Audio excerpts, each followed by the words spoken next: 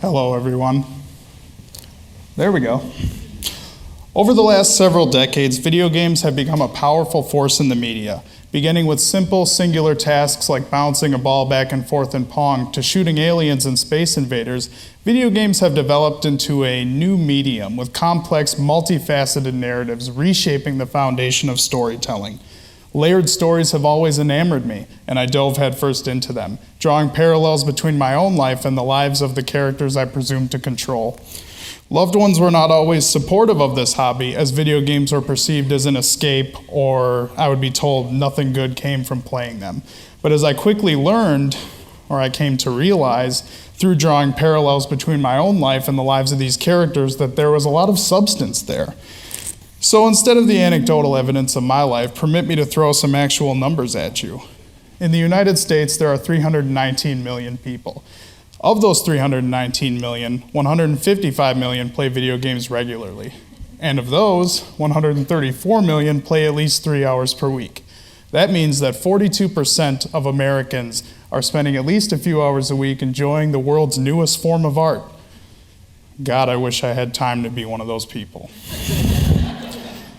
56% identify as male and 44% identify as female. Minors account for about 1/5 of the gamers in the United States, and last year almost $22 billion were spent in the video game industry in the US. 80% of households contain at least one device used to play video games. 4 out of 5 households. I think it's pretty safe to say that it's difficult to grow up in America without having at least some exposure to video games. It's no secret that they are becoming more and more potent in our society, as well as more socially acceptable. But as part of the media, what are they teaching us? Many people do not have access to a formal education, and they also don't have access to a number of life experiences that others are forced to face. This is why the media is such an integral part of teaching the general public about things. It's true, right? We assume what we hear, see, and read is fact. We assume that the people giving us this information have done their homework and that the information being conveyed is, at the very least, accurate. This June, I had the privilege of interning at Camp Lloyd, a bereavement camp for children ages 7 to 14. As a prerequisite for the class, for the internship, we were required to do a class on dying, death, and loss. And for that class, we were required to do a research project. I happened to be playing a video game called The Last of Us at the time. And Eileen would spend a day talking about a concept like disenfranchised grief, which in summation is grief that is unacknowledged. I would go home, pop in The Last of Us, and see disenfranchised grief manifested in the characters' lives and interactions. This happened just about every day after class, and it blew me away. So I began to wonder, what other death and dying concepts are being portrayed in video games, or concepts in general? Are they being accurately and realistically portrayed? So I looked up the research. Many of you will not be surprised to hear that violence in video games is the #1 topic discussed in video game research. There's a decent bit of research into health and wellness and using video games as a means to increase those in people's lives. But as far as information pertaining to video games and their contributions to society, nothing. At least not that I could find.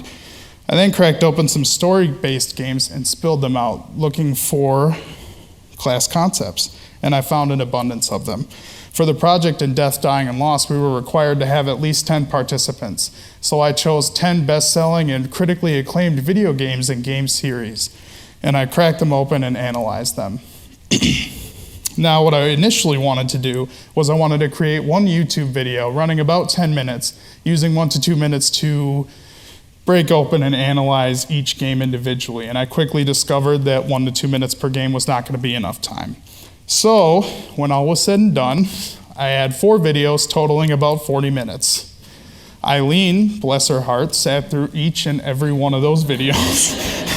And after she was done, she messaged me or emailed me and asked me if I wanted to do this as an independent research study. And so it began. Examining the games more closely and creating new and improved videos to analyze these concepts. But what good does it do just to analyze them?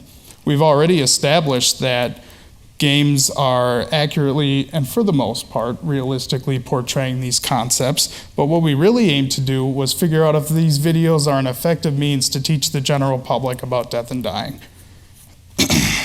As the wonderful and talented Sarah Busco has just stated, suicide is a taboo subject, and frankly, so is death and dying in general.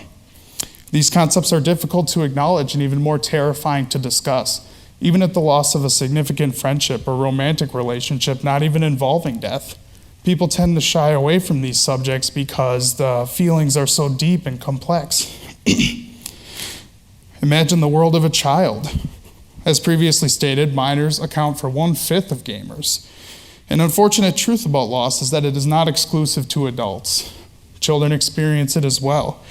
These are major subjects, and anyone who's talked to a kid before knows that they're naturally very inquisitive. But like suicide survivors, they too are often forgotten grievers. They look to adults to understand and interpret these feelings and concepts. But seeing the taboo nature of the subjects, they often internalize and they bury their pain and their grief. And they'll hide it from the adults in their lives in order to protect those adults. I've had the distinct privilege in my life of being humbled by children more times than I could possibly recall. They're so much smarter than we give them credit for. But if no one will take the time in their lives to sit down and discuss these feelings and concepts, where do they turn? For me, the answer was video games. So after spending years playing these games, drawing parallels to my own life, and understanding psychological concepts, I thought, if I can do this, why can't others? So after releasing 6 new and improved YouTube videos analyzing these games for death and dying material, Eileen and I created a survey that was also released with the videos, asking questions like, what did you learn about death and dying from these videos? Do you feel that this is accurately reflected in your knowledge of death and dying? So, you've been listening to me talk at you for a few minutes now, so I'll give you a little break from that to watch a short video of me talking.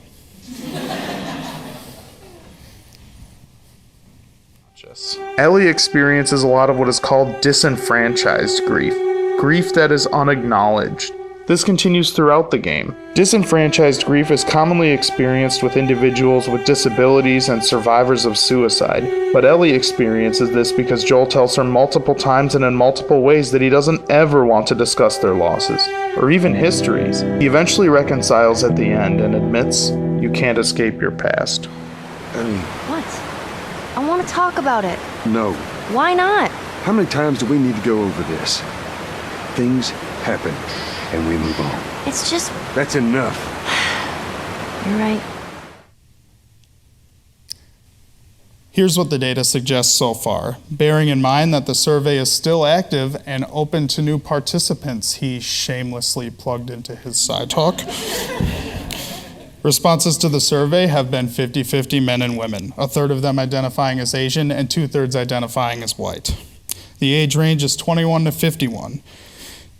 2/3 of them have achieved a bachelor's degree or higher, and of those, 2/3 of them have experienced a significant loss, which is like a close friend or family member. We asked participants to identify which videos they've seen and rate them on a scale of 1 to 5, 1 being uninteresting and uninformative, and 5 being very interesting and very informative. Gratefully, to my ego, much of the response has been positive so far. We also ask a couple of qualitative questions, which are essentially open-ended questions. And an example of that is on the bottom here. What, if anything, did you learn about death and dying from these videos? A quote taken directly from an anonymous participant is, "The Last of Us video introduced me to concepts I was familiar with from playing the game, but did not have a name for, such as continuing bonds or disenfranchised grief." So what does this all mean? There's clearly a hole in the research pertaining to video games' contribution to society. So more research is needed, not just on death and dying, but on video games and their efficacy in general. Like most forms of art, they possess great capacity to contribute to society and teach those who unfortunately do not have access to a formal education. Video games are a contemporary form of art, and their versatility is not yet fully tapped. I submit that video games can and do make a difference, and they have and will continue to benefit society. Thank you.